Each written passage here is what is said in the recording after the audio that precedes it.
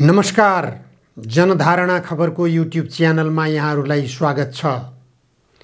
आजको जनचासोको 327 श्रृङ्खलामा म उपस्थित भएको छु निमकान्त पाण्डे। आज 2079 साल वैशाख 10 गते अमेरिकी सिनेटरहरू नेपालमा आइपुग्नु भएको छ। अमेरिकी सिनेटरहरूको चहल पहल बीच चीनका राजदूत हो याङछीले एउटा दुःखको सन्देश पनि सार्वजनिक गर्नुभएको छ। सिनेटरहरूको आगमन नहुँदै चिनिया राजदूतले बोल्नुभएको थियो, नेपाल सरकारले चित्त दुखाएको छ चीनलाई। केमा चित्त दुखायो? यो गम्भीर कुरा हो। चित्त धेरै कुरामा दुखेको छ, मन धेरै कुरामा दुखेको छ। चीनको मन दुख्नुले नेपाललाई फरक पार्छ कि पार्दैन, नेपाललाई असर गर्छ कि गर्दैन, यो महत्त्वपूर्ण विषय हो। तर नेपाल सरकारले यो विषयमा गम्भीरता देखाएको छैन। चिनिया राजदूत हो याङछीले सरकार परिवर्तन भएपछि नेपाल सरकारको विदेश नीति पनि परिवर्तन भइरहने गर्दा काम गर्न असजिलो भएको प्रतिक्रिया दिनुभएको छ। एउटा छिमेकी देशले व्यक्त गरेको यो प्रतिक्रिया गम्भीर प्रकृतिको हो। के विषयमा यस्तो प्रश्न उठ्यो भन्ने कुरा ध्यान पुर्याउनु जरुरी हुन्छ। नेपाल सरकारले चीनको सरकारी कम्पनी गेजुवासँग बुढीगण्डकी सन्दर्भमा सम्झौता गरेको थियो। त्यो सम्झौता 2 पटक तोडेको छ। यसमा स्वाभाविक रूपमा चीन सरकारले चित्त दुखाउनु पर्छ। नेपाल त्यो ठाउँमा भइदिएको भए नेपालले पनि चित्त दुखाउँथ्यो, अलिकति असन्तुष्टि व्यक्त गर्थ्यो पक्कै पनि। चिनिया राजदूतबाट यो असन्तुष्टि व्यक्त भएको छ। त्यसैगरी कलङ्कीदेखि महाराजगञ्ज चाबिल हुँदै कोटेश्वरसम्मको रिङ रोड विस्तारको कार्यक्रम पनि अवरुद्ध भइरहेको छ। यो पनि किन अवरुद्ध भएको हो? सडक छेउछाउका दुवै किनारका ठुला ठुला रुखहरू फडानी भइसकेका छन्। हरियाली समाप्त भयो, अथवा जो एउटा सुन्दर हरियाली दृश्य थियो त्यो सुन्दर हरियालीलाई समाप्त गरिएको छ। तर सडक विस्तार कार्यक्रम अवरुद्ध भइरहेको छ। किन भइरहेको छ? केपी ओली नेतृत्वको सरकार छँदासम्म यसमा कुनै किसिमको अवरोध भइरहेको थिएन र काम अगाडि बढ्ने लक्षण देखिएको थियो। सरकार परिवर्तन भएपछि यो काम रोकिनुको कारण के हो? चीनले चासो राख्नु स्वाभाविक हो। धेरै वर्ष पहिलेदेखि चर्चामा आएको अर्को विषय थियो बाहिरी चक्रपथ निर्माणको कुरा। बाहिरी चक्रपथ निर्माणको कुरा चीनको सहयोगमा हुने भनेर कुरा पनि चर्चामा आएको थियो। यो त अझ नेपालमा राज संस्था नढल्दैदेखि बाहिरी चक्रपथको कुरा उठेको हो। चीनले सहयोग गर्ने कुरा पनि उठेकै हो। तर यो पनि अगाडि बढ्न सकेको छैन। चीनमाथि आरोप लाग्ने गरेको छ चीनले अघोषित नाकाबन्दी गराइरहेको छ। चीनका राजदूत हो याङछीले आफ्नो प्रतिक्रिया त्यसमा पनि दिनुभएको छ। आफ्नो स्पष्टीकरणमा उहाँले भन्नुभएको छ नाकाबन्दी भन्ने कुरा निरर्थक हो। चीनले नाकाबन्दी लगाएको छैन। गत वर्षको तुलनामा यो वर्ष धेरै सामान आएबाट पनि स्पष्ट हुन्छ नाकाबन्दी भएको छैन। हो, निश्चित रूपमा कोरोनाका कारणबाट केही नाकाहरू खुलाउन सकिएको छैन। त्यो खुलाउने प्रयास पनि भइरहनेछ भनेर राजदूत हो याङछीले व्यक्त गर्नुभएको छ। यसबाट चीनले अघोषित नाकाबन्दी लगाएको छ भन्नेहरूले सबभन्दा पहिले चीनबाट आयात र नेपालबाट निर्यात भएका सामानहरूको गत वर्षसँग यो वर्ष तुलना गरौँ, अथवा 2 वर्ष अगाडि भन्दा यतातिर तुलना गरौँ। आयात पनि बढेको छ, निर्यात पनि बढेको छ। यसकारण चीनसँगको व्यापारिक सन्तुलनमा कुनै उतार चढाव आएको देखिँदैन। यसले स्पष्ट गर्दछ कि नाकाबन्दी भएको छैन। अब यहीँनिर अर्को फेरि चिनिया राजदूत हो याङछीले भन्नुभएको छ, चीनले नेपाल र चीनलाई रेल सेवासँग जोड्ने चीनको प्रतिबद्धता, चीन र नेपाल बीचको सम्बन्धलाई कार्यान्वयन गर्ने प्रयास भइरहेको छ। रेल सेवा विस्तार हुन्छ, रेल सेवासँग काठमाडौँ र चीनलाई जोडिन्छ भन्ने प्रतिबद्धता पनि उहाँले जनाउनु भएको छ। यसैबीच अमेरिकी सिनेटरहरूको टिम हिजो नेपालमा आइपुगेको छ। सिनेटरहरूको टिम नेपालमा आएपछि सिनेटरहरूको टिम बारेमा निकै चर्चा परिचर्चाहरू पनि भइरहेका छन्। नेपाल अमेरिका सम्बन्ध स्थापना भएको 75औं वर्षगाँठको उपलक्ष्यमा उहाँहरू नेपाल आएको भनिएको छ। तर एमसीसी सम्झौता पास भए लगत्तै चिनिया सिनेटरहरूको नेपाल आगमन निश्चित रूपमा नेपाली जनताको चासोको विषय हो। नेपाली जनताले सडकबाट एमसीसी सम्झौताको व्यापक विरोध गरेका थिए। अमेरिकाले एमसीसी सम्झौता पारित गराउन निकै दबाब पनि दिएको थियो। त्यो दबाबका बीच संसदले ध्वनिमतका आधारमा प्रतिनिधि सभाबाट एमसीसी सम्झौता पारित गरिसकेको अवस्था छ। एमसीसी सम्झौता पारित गरिसकेपछि अमेरिकाले 80 अरब सहयोग राशि पनि बढाएको छ। एमसीसी सम्झौताका लागि 55 अरबको सहयोग प्रस्ताव गरिएको थियो। त्यो सहयोग अझै पनि कार्यान्वयनमा नआएको अवस्थामा थप 80 अरबको कुरो युएसएआइडीको तर्फबाट यहाँ वचन दिइएको छ। त्यो लगानी कुन क्षेत्रमा हुने हो त्यो हेर्न बाँकी नै छ। परराष्ट्र मन्त्रालयले जनाएअनुसार सिनेटर क्रिस्टिन गिलिबान्डको नेतृत्वमा उच्चस्तरीय अमेरिकी सिनेटरको प्रतिनिधिमण्डल 2 दिन नेपालमा रहनेछ, अथवा भोलि आइतबार यो प्रतिनिधिमण्डल फर्कने कुरा जानकारी गराइएको छ। गिलिब्रान्डको साथमा माथिल्लो सदनका सिनेटरहरू सेल्डेन व्हाइट हाउस, कोरी बुकर, मार्क केली र प्रतिनिधि सभाका सिनेटर मोन्डेर जोन्स रहनुभएको छ। नेपाल भ्रमणका क्रममा सरकार तथा संसदका उच्च नेतृत्वसँग भेट गर्ने कार्यक्रम रहेको परराष्ट्र मन्त्रालयका प्रवक्ता शिवालम सालले जानकारी गराउनु भएको छ। अमेरिकी प्रतिनिधिमण्डलले प्रधानमन्त्री शेरबहादुर देउवा, परराष्ट्र मन्त्री डाक्टर नारायण खड्का र राजनीतिक दलका उच्च नेतृत्वसँग भेटवार्ता गरिरहेका छन्। नेपाल अमेरिकी द्विपक्षीय सम्बन्ध, जलवायु परिवर्तनबाट उत्पन्न सङ्कट एवं वर्तमान अवस्थामा ज्वलन्त रहेको रुस युक्रेन युद्ध र त्यसको समर्थनका विषयमा उहाँहरूको कार्यसूची रहेको जनाइएको छ।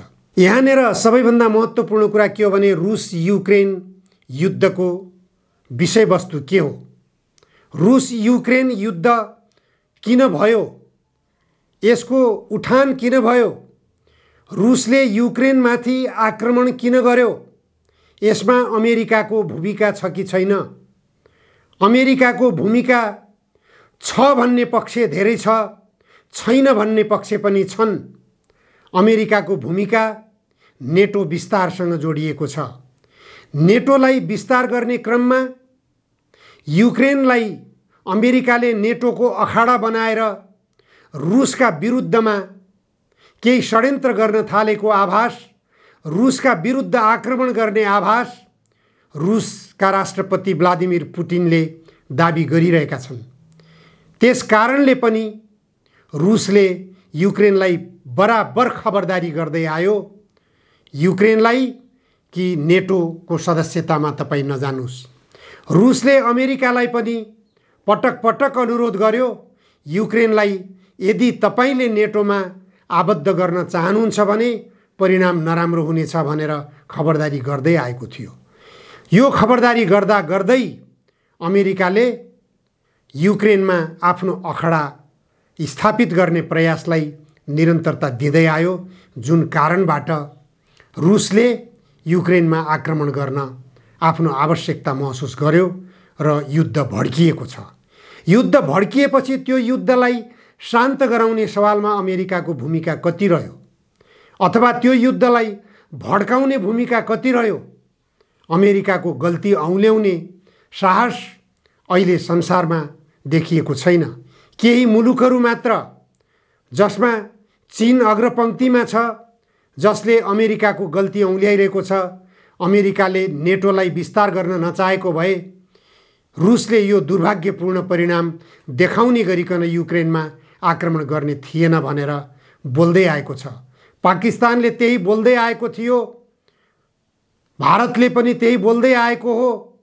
यसरी विभिन्न मुलुकहरूले यो कुरो बोल्दै आएका छन्, तर नेटो सङ्गठनमा आबद्ध मुलुकहरूले यो कुरालाई स्वीकार गरेका छैनन्। नेटो गठबन्धनकै सहयोग गरिरहेका छन् र उनीहरूले युक्रेनलाई हतियारको सहयोग गरेर, सैन्य सहयोग उपलब्ध गराएर युक्रेनलाई अझै पनि भड्काउने, रुसलाई भड्काउने, रुसलाई उत्तेजित गराउने र रुस र युक्रेनको द्वन्द्व बढाइरहने, युद्ध बढाइरहने काम भइरहेको छ। उता रुसले युक्रेनमा रासायनिक हतियार प्रयोग गर्ने हो कि भन्ने सन्तास पनि बढिरहेको छ। रुसले युक्रेनलाई खबरदारी गरिरहेको छ, तपाईँ युक्रेनका सेनाहरू आत्मसमर्पण गर्नुस्, अन्यथा अब नतिजा नराम्रो भोग्नुपर्ने अवस्थामा आइपुग्नु भएको छ तपाईहरू भनेर खबरदारी गरिरहेको छ। उनीहरू मृत्युको मुखमा पुगिरहेका छन्। तैपनि नेटो गठबन्धनले भड्काइरहेको छ युद्धलाई।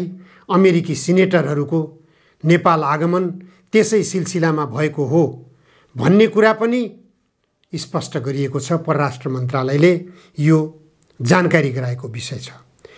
कानुन निर्माताको समूहका रूपमा अमेरिकी प्रतिनिधिमण्डलले नेपालको संसदीय मामिलाका विषयमा विशेष छलफल गर्ने पनि जनाइएको छ। अब के कानुन बन्ने हो यहाँ? एमसीसी सम्झौता मातहतमा नेपालको कानुन, नेपालको संविधान राखिनेछ। त्यो सम्झौताले त्यो प्रावधान बोकेको छ भन्ने कुरा बोलिएको थियो। भोलि एमसीसी सम्झौतामा अथवा अमेरिकाको एमसीसी कानुनमा हुने संशोधनले नेपाललाई पनि प्रभाव गर्नेछ, नेपालको एमसीसी सम्झौतालाई पनि प्रभाव गर्नेछ भन्ने कुरा एमसीसी सम्झौतामा लेखिएको छ। र त्यसरी संशोधित अमेरिकाको एमसीसी कानुनलाई नेपालको संसदबाट अनुमोदन गराउनु पर्ने छैन भनेर पनि लेखिएको छ। अब अमेरिकी सिनेटरहरूको टिमले नेपालको सरकारलाई जानकारी मात्र गराए पुग्नेछ कि एमसीसी कानुनमा अमेरिकाले यसरी संशोधन गरेको छ। अब तपाईहरूले एमसीसी कानुनमा आबद्ध भइसकेपछि एमसीसी सम्झौता अनुसार एमसीसी कानुनको यो प्रावधानमा तपाईहरू बाँधिनुहुन्छ भनेर अमेरिकी सिनेटरहरूले निर्देशन गर्ने अधिकार पाएका छन्। सम्भवतः त्यो छलफल पनि अब हुनेछ। त्यस्तै हिमालय क्षेत्रमा जलवायु परिवर्तनको प्रभावका विषयमा उहाँहरूले आफ्नो ध्यान केन्द्रित गर्नुहुने पनि एजेन्डामा जनाइएको छ। छलफलको एजेन्डामा जलवायु परिवर्तनबाट उत्पन्न सङ्कटको विषयमा थप जानकार बन्न अमेरिकी प्रतिनिधिमण्डलका सदस्यहरू शनिबार दिउँसो अर्थात् आज हाइकिङ कार्यक्रम पनि गर्नुभयो। यो हाइकिङको कार्यक्रम बारेमा अमेरिकी दूतावासले अगावै जानकारी गराएको थियो। जलवायु परिवर्तनबाट उत्पन्न सङ्कटको विषयमा जानकारी लिन, हिमालय क्षेत्रमा जलवायु परिवर्तनको प्रभावका विषयमा जानकारी लिन अमेरिकाको प्रतिनिधिमण्डल आइपुग्यो। हिमाली क्षेत्रको जलवायु, हिमाली क्षेत्र भन्नासाथ उत्तरको चीनसँगको सीमा क्षेत्र हो। त्यो नेपालको सामरिक दृष्टिकोणले अत्यन्त महत्त्वपूर्ण क्षेत्र हो। त्यो क्षेत्रमा विदेशीहरूको गतिविधिमाथि चीनले निगरानी बढाउनु स्वाभाविक हो। यो निकै गम्भीर विषय हो। नेपालका राजनीतिक दलका नेताहरूले यो गम्भीरतालाई बुझ्न जरुरी छ। चीन र अमेरिका एक आपसमा प्रतिस्पर्धामा रहेका मुलुकहरू हुन्। यिनीहरू आर्थिक सम्पन्नताको सवालमा, सैन्य सम्पन्नताको सवालमा र विश्वलाई आफ्नो अधीनमा राख्ने सवालमा एक आपसमा प्रतिस्पर्धामा जुधिरहेका छन् भन्ने कुरा स्पष्ट छ। यो टकरावका बीचमा नेपालले आफूलाई सन्तुलनमा राख्न सक्नुपर्दछ। अमेरिकी टिम, त्यसमा पनि सिनेटरहरूको प्रतिनिधिमण्डल नेपाली भूभागमा आएर चीनको सीमा क्षेत्रमा जलवायु प्रभावको जानकारी लिने बहानामा पुग्नु र नेपालको संसदीय मामिलामा उनीहरूले दखलन्दाज गर्न खोज्नुले यसलाई नेपाल र चीनको सम्बन्ध, अमेरिका र चीनको सम्बन्ध, भारत र नेपालको सम्बन्ध, अमेरिका र नेपालको सम्बन्ध, यी त्रिपक्षीय बहुपक्षीय सम्बन्धका सवालमा नेपाललाई गम्भीर मोडमा उभ्याउने अवस्था पुगेको छ। यो गम्भीर मोडबाट नेपाल दुर्घटनामा जाने अवश्यम्भावी छ। नेपाललाई दुर्घटनामा जानबाट समयमै बचाउन जरुरी छ। राजनीतिक दलका नेताहरू किन गम्भीर बनिरहेका छैनन्? यो गम्भीरतातर्फ नेपालका सबै राजनीतिक दलका नेताहरूले, सत्ता गठबन्धन दलका नेताहरूलाई घचघच्याउन जरुरी छ, प्रेसर दिन जरुरी छ। आम नेपाली जनताले सत्ता गठबन्धन दलका नेताहरूलाई गम्भीर बन्न खबरदारी गर्न जरुरी छ। राजनीतिक दलका नेताहरू चुकिरहेका छन्, गम्भीर रूपले फसिरहेका छन्। यो दलदलबाट उनीहरूलाई माथि उठाउन नसक्ने हो भने नेपालले ठुलो युद्धको भुमरीबाट आफूलाई माथि उकास्न सक्ने छैन। रुस र युक्रेनको अवस्थाले हामीलाई प्रत्यक्ष रूपमा देखाइरहेको छ हामी युक्रेनको हालतमा जाँदैछौँ। हस्, आजलाई यति मात्र। धन्यवाद।